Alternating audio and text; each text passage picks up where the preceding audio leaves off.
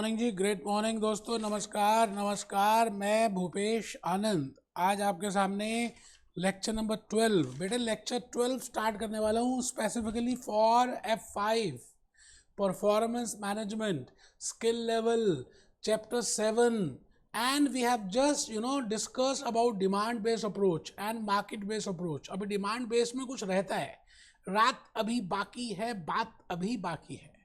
I have just given you the basic logic in regard to algebraic method।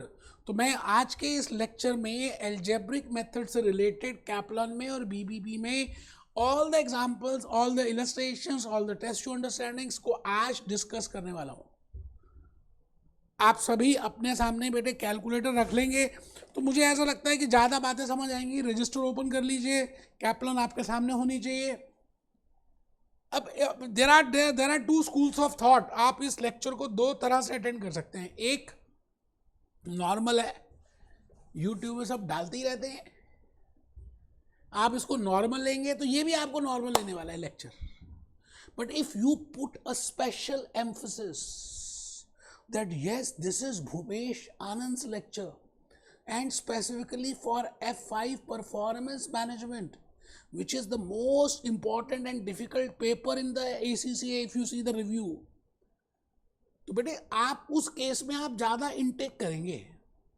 So there are two schools of thought. I think आप बात समझ पा रहे हैं। आप register open कर लें, lecture number 12 chapter number 7 pricing decisions and we are doing demand based approach.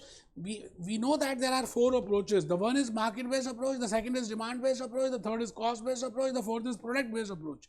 As a ACCA come finance manager, as a ACCA come CFO, as a ACCA come management accountant, as a ACCA come decision maker, बड़ी सारी decisions लेनी है यार life में।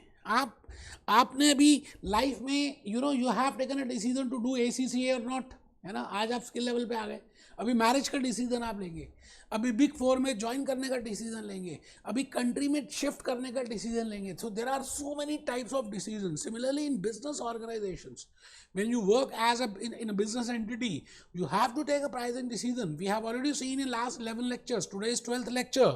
आज के इस lecture में मैं आपको बड़ी सारी प्यारी प्यारी सी बातें बताऊंगा, लेकिन आपको कमर सीधी करके बैठना, टेबल चेयर में बैठ के पढ़ना, वो बड़ा मोस्ट इंपॉर्टेंट है यार लाइफ में। अगर आप ये चीज़ें ध्यान रखते हैं तो आपको लाइफ में ज़्यादा बातें मिलती हैं। मैं भूपेश आनंद इसीलिए कहना चाहता हूँ, be happy, be jolly and be cheerful. इन प्यारी प्यारी प्यारी प्यारी बातों के साथ हम आज आपके सामने बड़ी प्यारी प्यारी सी बातें लेकर आ रहे हैं। बट एक बड़ी प्यारी सी कोटेशन लेके, the thing you can control is your inner space. बेटा एक तो होता है इंटरनल एनवायरनमेंट और एक होता है एक्सटर्नल एनवायरनमेंट। आप एक्सटर्नल को कंट्रोल नहीं कर सकते, यू कैन कंट्रोल इनर। आपको इनर भी कंट्रोल करना है तो automatically as per the rule of magnetic as per the law of attraction, external अपने आप अट्रैक्ट होना स्टार्ट हो जाएगा। मैं अब ज़्यादा ना कहते हुए सीधा मुद्दे पे आ रहा हूँ। आप कैप्लन ओपन कर लीजिए।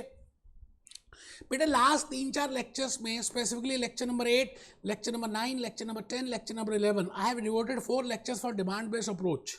मैंने डिमांड फंक्शन की बातें बताई, प्राइस फंक्शन की बातें बताई, प्राइस इक्वेशन की बातें बताई।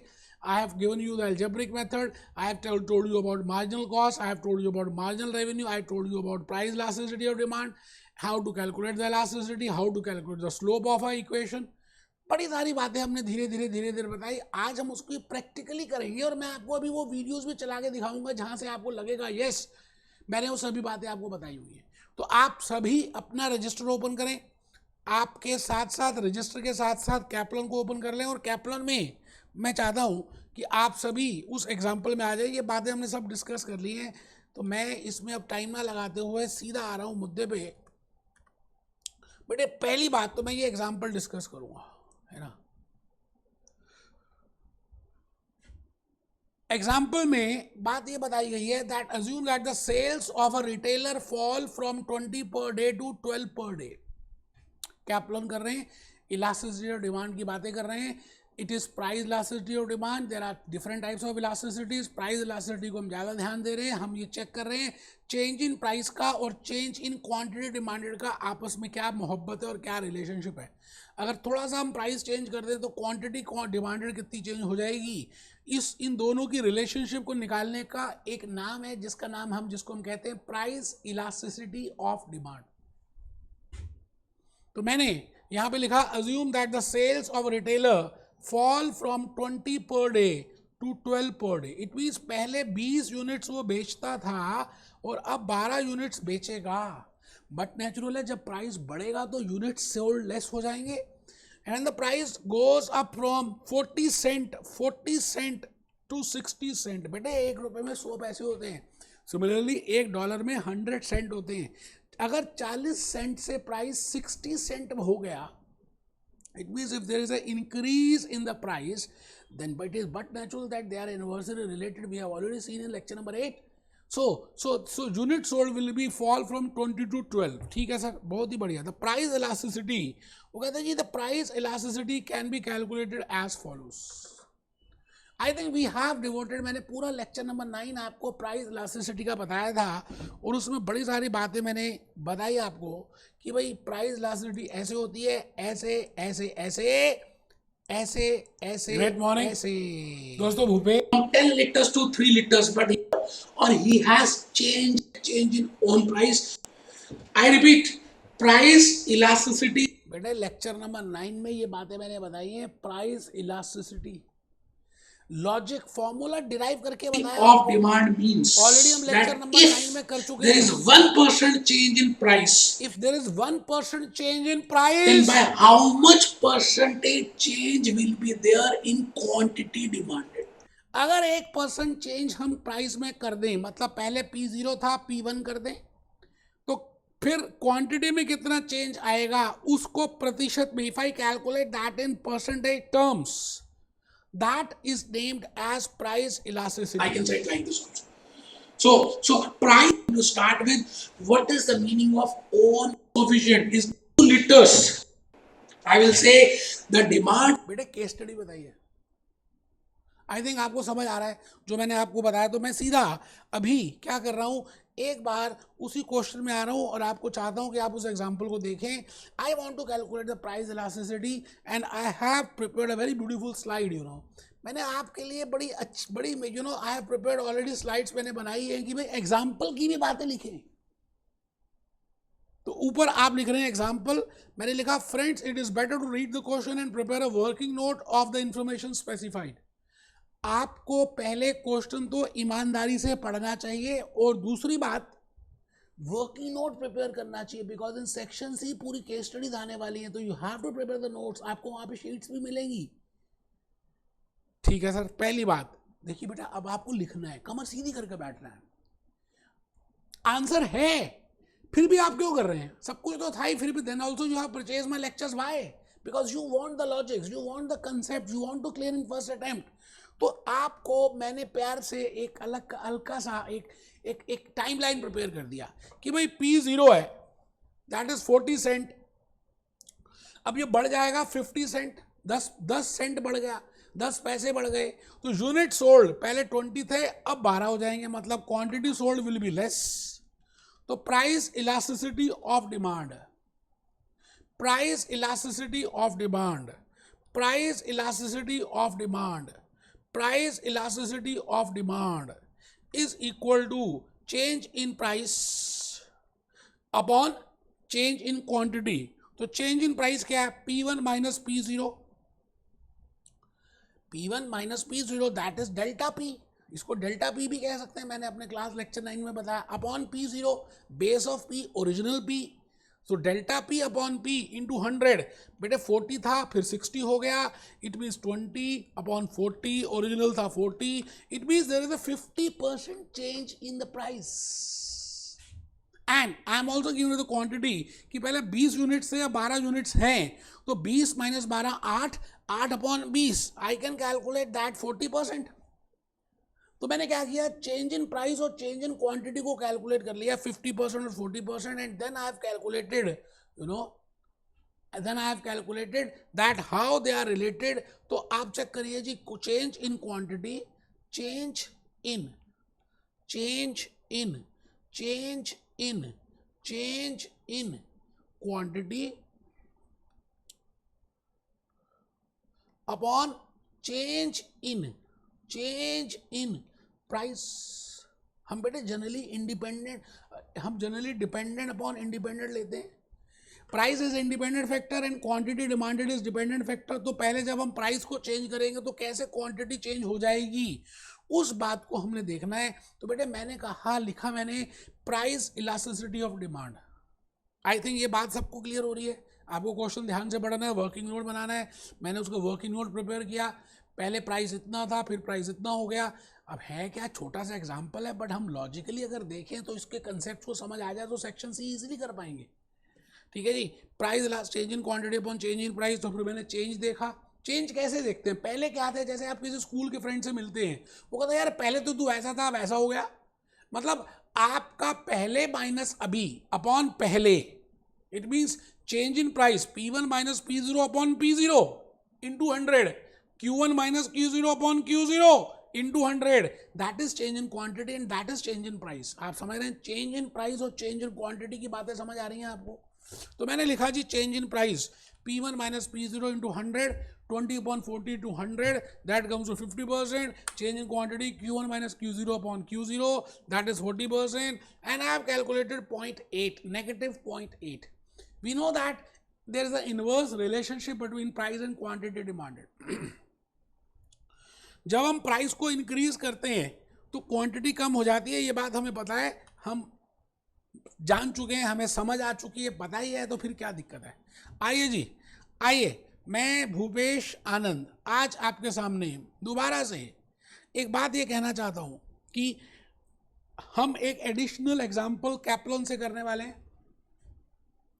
मैंने वैसे लेक्चर नंबर 10 में और लेक्चर नंबर 11 में आपको ये बताया है कि how at which situation we can maximise a profit.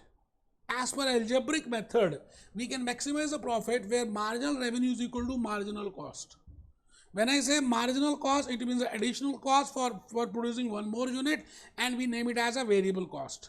When I say marginal revenue, it means it is the twice slope of the price equation. मतलब price equation पहले आप calculate कर लें और slope जो b होती है उसको double कर दें, 2 कर दें, तो we can calculate marginal revenue. And I have given the logic that why we are doubling it. ठीक है. और एक ऐसा पॉइंट जहां पर मार्जिनल रेवेन्यू और मार्जिनल कॉस्ट बराबर होते हैं. अगर marginal revenue is greater than cost तब तो बेचते जाओ, but the maximum output, maximum profit I can earn is the point where marginal revenue is exactly equal to marginal cost. From there we can have a perpendicular and then we can calculate the answer. तो मैं भूपेश आनंद एक additional example कैप्लॉन के through आपको बड़ी सारी बातें बताने वाला हूं. तो मुझे अच्छा लगेगा अगर आप कैप्लॉन ओपन कर लें दोस्तों, और उसके साथ साथ हम बड़ी सारी बातों को और समझेंगे. बेटे थोड़ी सी मेहनत तो करनी पड़ेगी ना, है ना. आइए जी, आइए. इलास्टिक डिमांड, इन इलास्टिक में सब बता चुका हूँ. I am moving to additional example. बेटे एक एक एग्जाम्पल, एक एक टेस्ट टू अंडरस्टैंडिंग, एक एक इलस्ट्रेशन भूपेश आनंद कराएगा. जब तक आपके लॉजिक्स क्लियर नहीं हो गए मैं चलता रहूंगा. तो मैंने ऊपर लिखा फाइंड द लीनियर रिलेशनशिप. मैंने lecture number 8, lecture number 9, lecture number 10, lecture number 11 and in linear programming I have devoted so many lectures that what I mean by linear equation, what I mean by linear inequality. ठीक है. Find the linear equation between price and the quantity demanded in relation to the following. आपको पता है linear equation क्या होती है बेटे? वो जो प्राइस इक्वेशन मैंने डिराइव की थी लेक्चर नंबर 8 में, जब मैंने कहा था price is equal to A minus B Q, and I told you what I mean by P, what I mean by Q, what I mean by A, what I mean by B. B is the slope, A is the intercept, that is the maximum price, Q is the quantity demanded, P is the price. This is a linear relationship because इनके बीच में equality का sign है, inequality नहीं है. वो कहता है इसको बनाओ. लीनियर इक्वेशन का मतलब है इस रिलेशनशिप को दिखाओ. ठीक है जी. सेलिंग प्राइस $300 है तो आप 500 यूनिट्स बेचते हैं, और अगर सेलिंग प्राइस $330 है, यू नो, अगर $300 है तो इतने यूनिट्स, $330 है तो यूनिट कुछ कम होंगे, बिकॉज क्वांटिटी डिमांडेड और प्राइस में आपस में इनडायरेक्ट रिलेशनशिप है. तो 330 है तो सेल्स 400 यूनिट्स होगी। कुछ मुश्किल है नहीं, आराम से ध्यान से हमें पता है यही था बात। तो ए पॉइंट पे जो इन्फॉर्मेशन गिवन है उसकी हेल्प से we can calculate the price relationship.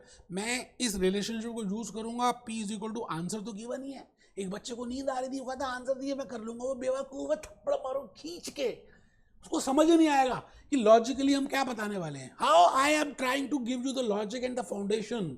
यार छोड़ो ना उसको, वो तो बेवकूफ है वो बच्चा।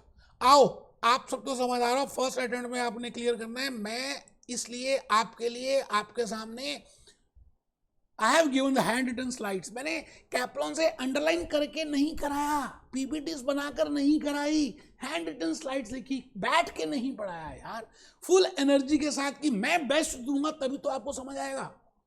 तो आप लिखेंगे फ्रेंड्स, बार बार लिखा है फ्रेंड्स, दोस्तों दोस्तों दोस्तों। Friends, in lecture number 8 we have already derived price equation. मैंने अभी आपको वो लेक्चर दिखाना भी है जहां पर मैंने प्राइस इक्वेशन को डिराइव किया है, और वो प्राइस इक्वेशन थी P is equal to A minus B Q. आप सब लिख रहे हैं, दोबारा लिख रहे हैं, लिखने से ज़्यादा बातें समझ आती हैं। मोबाइल फोन बिल्कुल ऑफ कर दें, नॉर्मल इसको यूट्यूब लेक्चर मत माने, ईमानदारी से बातों को सुने। मैंने कहा friends, we have already seen that what is the price equation, P is equal to A minus B Q, and when I say P, it is a maximum price, you know, it is a price. And when I say Q, it is a quantity. When I say A, it is a maximum price. The intercept at which quantity demanded will be 0. And B is a gradient, that is slope. We have already seen that. अब आप ये बताइए, A minus P is equal to A minus B Q में मैंने कहा जी ये तो given ही है, क्योंकि इतना क्वांटिटी, इतना प्राइस होगा तो इतनी सेल्स होगी, इतना प्राइस होगा तो इतनी सेल्स होगी। तो P भी गिवन है, क्वांटिटी भी गिवन है।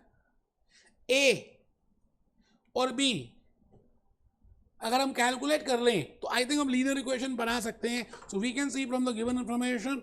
तो मैं आ गया जी यहां पर, B is the slope, we all are aware of, B is slope, that is gradient.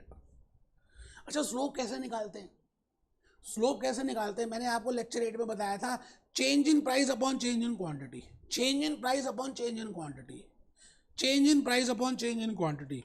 तो स्लोप को निकालने का फॉर्मूला आपको पता है, for 1 unit change in quantity demanded, for 1 unit change in quantity demanded, और for 1 unit how much there will be a change in the price. तो 300 minus 330, आप देखिए पहले प्राइस था $300, अब हो जाएगा $330। अच्छा, पहले क्वांटिटी थी 500 यूनिट्स, अब हो जाएगी 400 यूनिट्स। ये सब बातें आपके सामने मैंने पहले से ही बताई हुई हैं। ये मेरा प्यार है कि मैं इसको टाइमलाइन में ड्रॉ कर करके समझा रहा हूँ। सोल्यूशन तो है, लेकिन बेटे उसी तरह से बताने से क्या समझ आएगा? लॉजिकली जो मैंने आपको बातें बताई हैं मैं उस तरह से बताऊंगा। 500 units, 400 units, 330 units minus 300 units, मतलब 330 माइनस 300,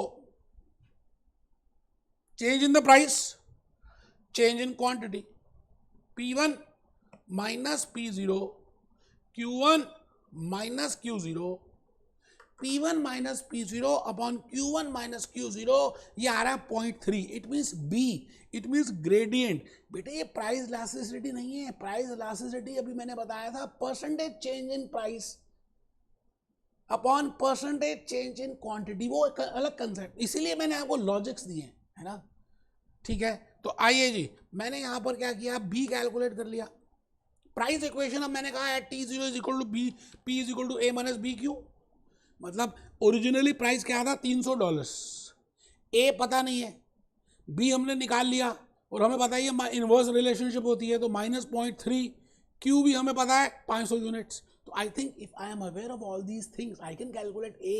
व्हेन आई से A, दैट इज इंटरसेप्ट। इतने प्यार से कोई नहीं बताएगा, A इंटरसेप्ट है, that is the maximum retail price. And now I am aware with B, I am aware with A, I am aware with B, Q, सब कुछ तो पता चल गया। तो लीनियर रिलेशनशिप आपके सामने आ गई, P is equal to 450 minus 3Q। मुश्किल है ही नहीं।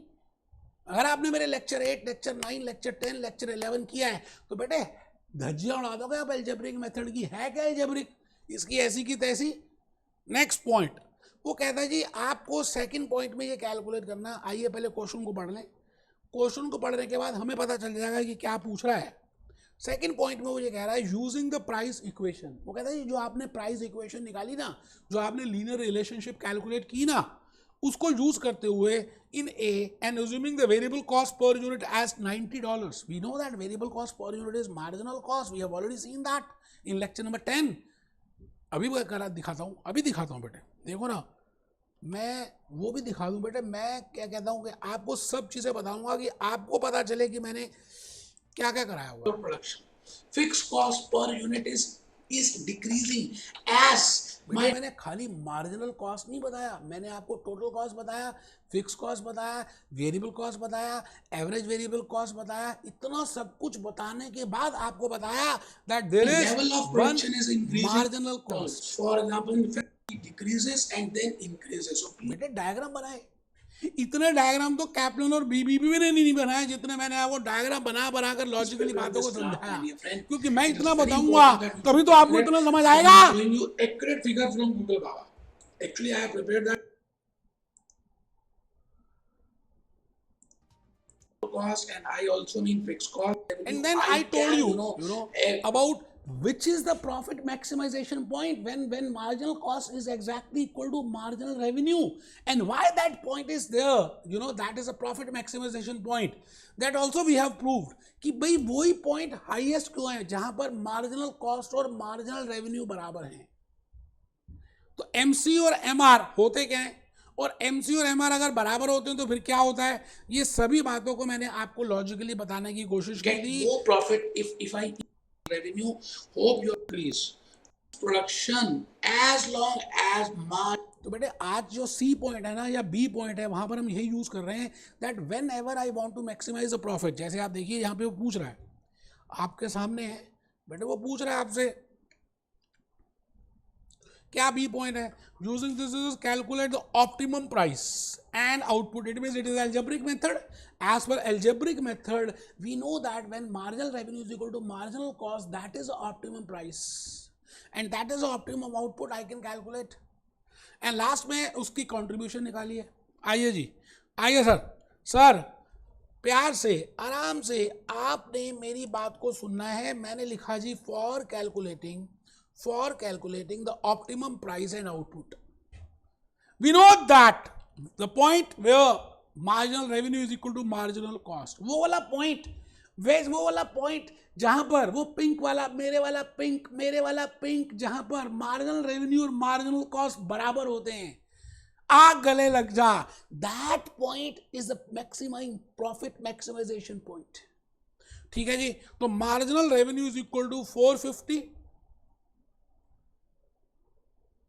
मार्जिनल रेवेन्यू क्या होता है, मैंने कहा marginal revenue is price equation, but वहां पर हम स्लोप को डबल कर देते हैं। तो मैंने पहले लिखा 450, ऊपर देखिए इक्वेशन मैंने बनाई थी लास्ट में 450, ये बनाई थी 450 माइनस 3Q।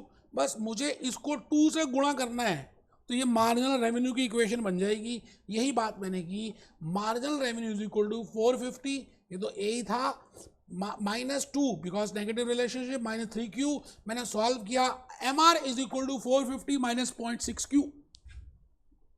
और इसके लॉजिक्स भाई साहब जितने डिटेल में मैंने बताए, जो ग्राफ मैंने बनाए हैं, जैसे मैंने हैंड रिटन स्लाइड्स दिखाई हैं, जो अभी आपको वीडियोस भी दिखाए, मुझे तो नहीं लगता कोई इससे ज़्यादा कोई बताता भी होगा या किसी को पता भी होगा। मैं तो ये भी ओपन चैलेंज लेता हूँ। तो marginal revenue is equal to 450 minus 0.6Q।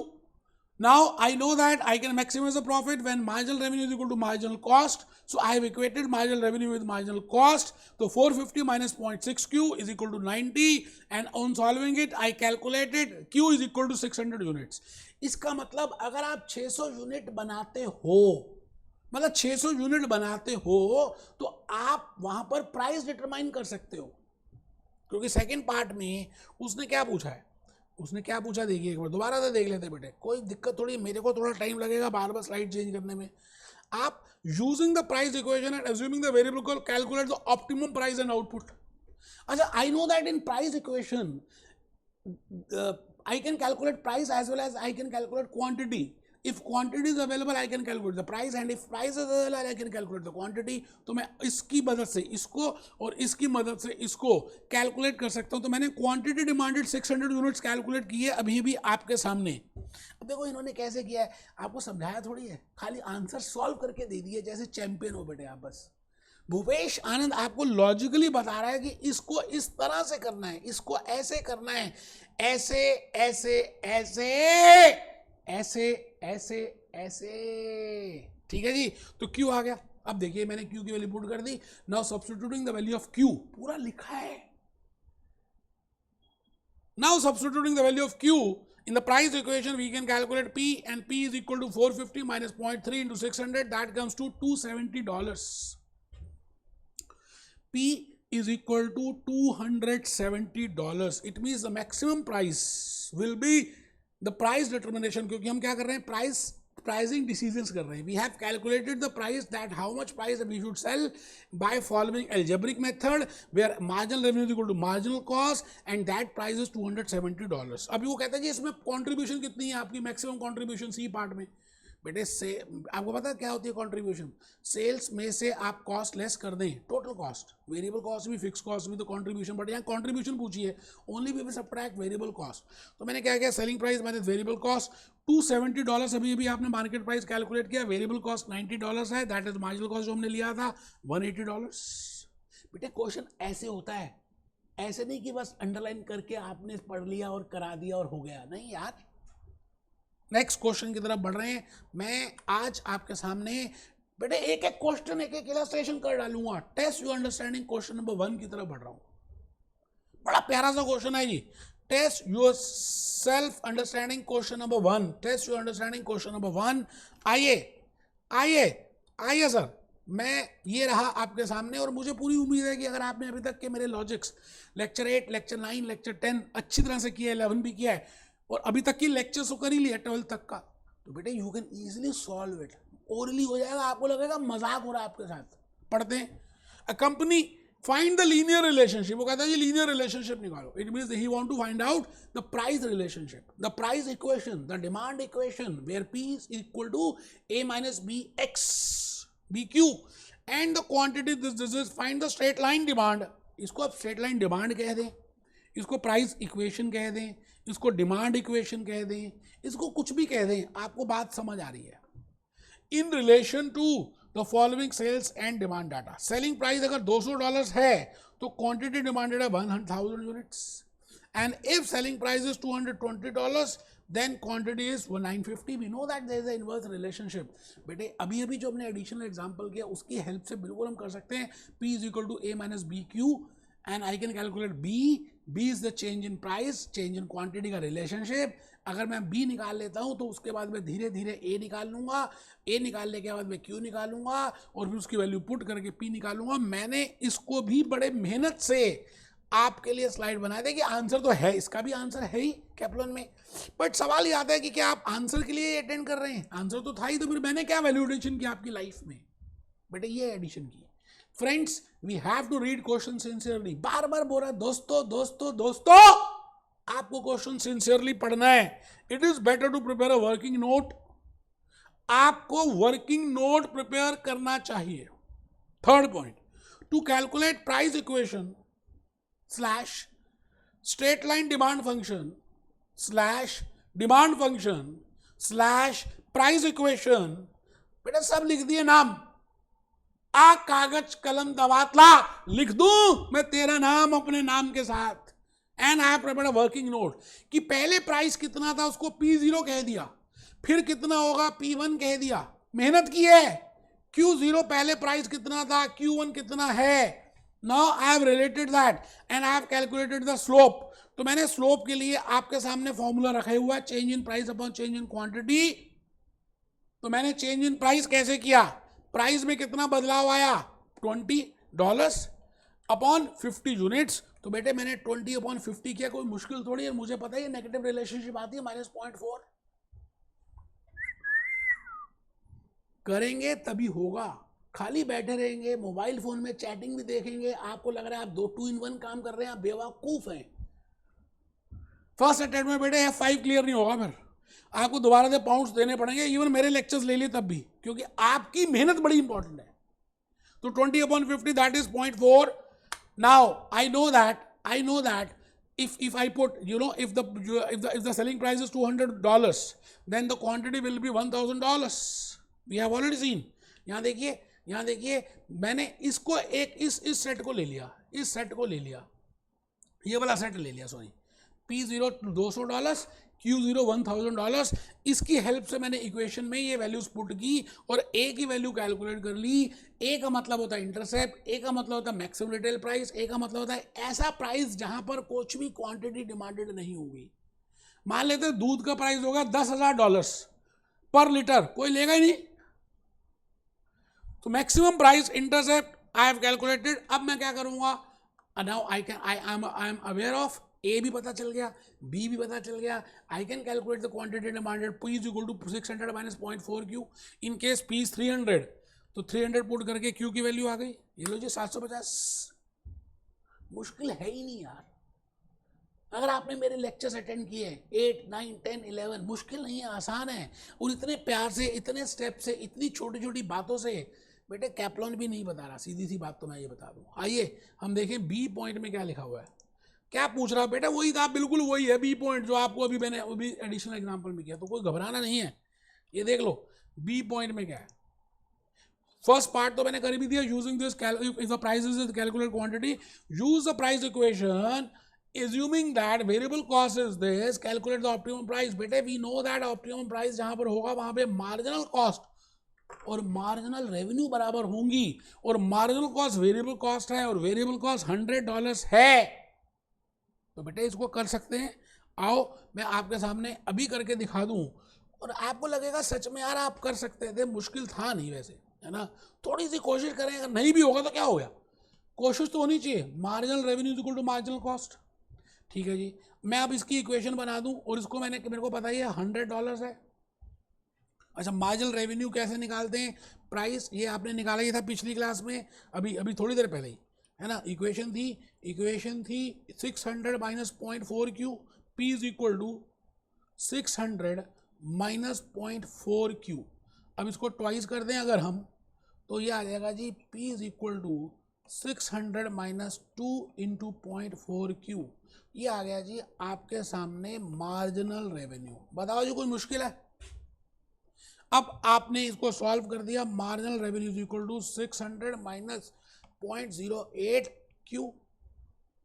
अब आप बताइए, जहां पर ये दोनों बराबर होंगे, मतलब this is marginal revenue and this is 100, गधों को एक तरफ ले आइए, घोड़ों को एक तरफ ले आइए, तो 500 is equal to 0.08Q, Q is equal to, आइए जी 500 डिवाइडेड बाय 0.08, ये आ गया जी 6250 यूनिट्स। मैं कैलकुलेटर से कर रहा हूं बेटे, आप मोबाइल से कर रहे हैं, आप बेवकूफ है, मैं समझदार हूं बेटा। 6250 यूनिट, अगर हम 6250 यूनिट बेचें तो यहां पर आप पुट कर दीजिए, प्राइस निकल जाएगा। ये देखिए जी प्राइस आ गया, price is equal to 600 minus 2 into 0.4 into 6250, ये आ गया। तो यहाँ पर मैंने वैल्यू निकाल दी, मैं अब आपके सामने वैल्यूज निकाल रहा हूँ। 6250 इंटू 0.4, ये आ गया इज इक्वल टू इंटू 2, ये आ गया जी 5000।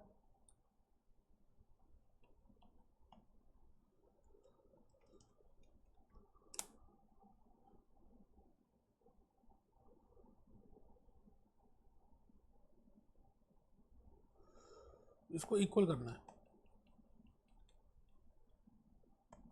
तो आई थिंक आप बात समझ पा रहे हैं और आप इजीली अब आप प्राइस कैलकुलेट कर लेंगे। मैं रिपीट करता हूं दोस्तों, मुश्किल कुछ है नहीं, आपके अपना मन का वहम है, आप जनरली उसको मुश्किल बना दें तो बात अलग है। मैं आ गया जी test yourself, question number 2 Kaplan में। आइए एक बार हम जल्दी से कैप्लॉन का question test you understanding question number 2 भी देख लें। तो टोटल फिक्स कॉस्ट, वो कहता है जी total fix cost is of a company that makes one product is $1 lakh. Fix cost, आपको पता है फिक्स कॉस्ट एक लेवल तक फिक्स रहती है, and the variable cost of $64 is incurred for each additional unit produced. It means this is the marginal cost. And sold over a large range of outputs. The current selling price is $160. At this price, 2,000 units are demanded per annum. It is estimated that for each successive increase in the price of $5, वो कहता है अगर price हम ऊपर $5 बढ़ा दें या कम कर दें, अच्छा प्राइस अगर हम बढ़ाएंगे तो हमारी क्वांटिटी डिमांडेड कम हो जाएगी और प्राइस कम करेंगे तो क्वांटिटी डिमांडेड बढ़ जाएगी. Actual annual demand will be reduced by 50 units. Alternatively for each $5 reduction in price demand will increase by 50 units. बेटे ये आपको पता ही है, जब मैं प्राइस कम करूंगा तो डिमांड बढ़ जाएगी और जब मैं प्राइस बढ़ाऊंगा तो डिमांड कम हो जाएगी. ज़्यादा कुछ मुश्किल है नहीं. आप क्वेश्चन ना बड़े बड़े देखकर घबरा जाते हो. जैसे मैंने अभी test yourself question number 1 का बी और सी नहीं किया कि मुझे पता आप कर सकते हैं, मैंने वहीं पे छोड़ दिया. मैंने कहा चले यार आगे देख, क्योंकि टाइम वेस्ट है. बिल्कुल एडिशनल एग्जाम्पल जैसे ही तो है. तो मैं अब आपको नई चीज़ बताना चाहता हूँ. Test your understanding question number 2 में एक नया कंसेप्ट है जो आपको पता है. We have seen that fix cost given है, वेरिएबल कॉस्ट गिवन है, आपको कुछ यूनिट्स का गिवन है. वो कहते हैं जी अगर हम प्राइस ऊपर करें तो क्वांटिटी कम हो जाएगी, कम करें तो बढ़ जाएगी. वो सब बातें मालूम है. Calculate the optimum output and price. बेटे ऑप्टिमम का मतलब पता है, as per algebraic method whenever I say optimum it means marginal revenue is equal to marginal cost. And assuming that if prices are set within each $5 range, मतलब ऊपर या नीचे class interval बना देते हैं. There will be a proportionate change in the demand. उसी तरह से डिमांड में बदलाव आएगा, ये बात हमें मालूम है. और उसके बाद प्रॉफिट निकालना है. प्रॉफिट का मतलब है कंट्रीब्यूशन नहीं निकालनी. प्रॉफिट का मतलब sales minus variable cost minus fix cost. बेटे क्वेश्चन को पहले प्यार से, ध्यान से, आराम से पढ़ो. कैप्लन वालों ने आंसर दिया है, लेकिन मैं जिस तरह से बताऊंगा बेटे लॉजिकली आपको पूरा क्लियर होगा. आराम से, कोई जल्दी थोड़ी है. एक क्वेश्चन कम कर लेंगे यार, क्या हो गया. क्वेश्चन ध्यान से पढ़ना है. और आप देखिए, आपके पास अगर हार्ड कॉपी है ना तो आपको बड़ा अच्छा लगेगा, क्योंकि हार्ड कॉपी से ज़्यादा बातें समझ आती हैं. मैंने देखिए इसमें पूरा लिख दिया, रीड द क्वेश्चन सिंसियरली. अच्छा कई बार ना बहुत बड़े बड़े क्वेश्चन देखे हम घबरा जाते हैं. तो सेकंड पॉइंट मैंने क्या लिखा, all that glitter is not gold. जो सब कुछ चमकता है वो सोना होता ही नहीं है. इसका मतलब आप बड़े क्वेश्चन देके घबराना मत. सबसे इजीएस्ट क्वेश्चन है ये क्वेश्चन जो अभी आप कर रहे हैं, द इजीएस्ट है. ठीक है सर. टोटल कॉस्ट हमें पता है, that is fix cost plus variable cost. We know that fix cost is given to me $1 lakh. Variable cost per unit is given to me, that is $64. Selling price is given to me P0. Zero का मतलब है existing price $160. इसको $5 ऊपर कर दें तो $165 हो जाएगा, $5 नीचे कर दें तो $155 हो जाएगा. ये बात आपको पता ही है. मैंने खाली जो चीज़ दी हुई थी, इंफॉर्मेशन थी, जानकारी मुहैया थी, I have just written that, I have not done anything. अब होता क्या, जब आप ये लिखते हैं ना तो आपकी इससे दोस्ती हो जाती है. आराम से आराम से देखिए जी, कुछ मुश्किल है नहीं. Read the question, all that glitter is not gold. तो अब एक बच्चा कहता है लिखना है, हाँ लिखना है बेटे. तभी ध्यान में रहेगा कि मैंने क्या बोला था, कौन सा एग्जाम्पल दिया था. टोटल कॉस्ट की ब्रांचेस बना दी, फिक्स कॉस्ट, वेरिएबल कॉस्ट, फिर P0 आ गए, 2000 यूनिट्स आ गए. बेटे बड़ी मेहनत की है. अब $5 अगर ऊपर चले जाएं तो $165 हो जाएगा, और $5 नीचे चले जाएं तो $155 हो जाएगा. तो मैंने क्या किया, $160 का अगर हम प्राइस रखें P1 तो हमारी क्वांटिटी कम हो जाएगी, दैट इज 1950. और $5 कम कर दें प्राइस तो हमारी क्वांटिटी $50 यूनिट से बढ़ जाएगी. बेटे मैंने आराम से, जो अभी तक तो सब कुछ गिवन ही था, मैंने उसको सिस्टमैटिकली लिख दिया बस. Friends, I have already discussed basic concepts to maximise profit in lecture number 9, in lecture number 10, in lecture number 11. We have seen that I can maximize the profit as per algebraic method with the help when I say the point where marginal revenue is equal to marginal cost, and I know that marginal cost is a variable cost. So I want to calculate the marginal revenue, and with the help of price equation, by doubling that slope, I can calculate the marginal revenue. So marginal revenue is equal to, this is marginal revenue. मैं कहता हूँ जी this is marginal revenue is equal to a minus 2bx. I can calculate b. When I say b, it means change in the price upon change in quantity demanded. That is 5 upon 50, that is 0.1 q. और बेटे inverse relationship है तो इसलिए always negative. ठीक है sir, ये बात आपको पता थी. अब कैप्लो ने थोड़ी कराई है ऐसे. बेटे प्यार किया है तो डरना क्या है. मैं पूरा प्यार करता हूँ दोस्त. पूरा एक एक स्टेप, एक एक लाइन, एक एक पॉइंट. मेरे टाइम लगेगा ना, लग जाने दो. आप तो फर्स्ट अटेम्प्ट में क्लियर हो गए ना यार, मुझे उस बात की खुशी होगी. नेक्स्ट पॉइंट में मैंने लिखा, उसको पुट कर दिया. अब ए की वैल्यू निकालनी है तो $160 वाली इक्वेशन यूज की, उसी की क्वांटिटी यूज करूंगा and I can calculate the value of A. A की वैल्यू आ जाएगी $360. P is equal to $360 minus 0.1 Q. MR is equal to 360 minus 2.1 Q. ये आ गया जी MR. MR आ गया. अब आपने क्या करना है, MR को MC के साथ इक्वेट कर देना है, मार्जिनल रेवेन्यू को मार्जिनल कॉस्ट के साथ इक्वेट कर देना है. मार्जिनल रेवेन्यू कितना है, $360 minus 0.2 Q is equal to $64 and I can calculate the value of Q.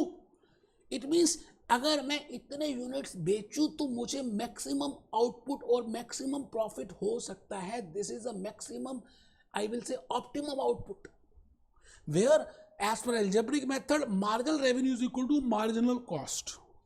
अब मैं क्या करूंगा, सिंपल है जी. I can put the value of Q which I have just calculated in that price equation and I can calculate the price. This is the price, यही है, आ गले लग जा. और लास्ट में बेटे प्रॉफिट निकालना है. प्रॉफिट का मतलब क्या है, रेवेन्यू माइनस कॉस्ट. रेवेन्यू पता ही है, सेल्स पता ही है. सेल्स कितनी है, $212 इंटू 1480 यूनिट्स माइनस कॉस्ट. बेटे कॉस्ट, बेटे I have to calculate profit. Profit में फिक्स कॉस्ट भी और वेरिएबल कॉस्ट दोनों लेस करेंगे. कंट्रीब्यूशन नहीं निकालना. अगर कंट्रीब्यूशन होता तो मैं खाली वेरिएबल कॉस्ट लेस करता.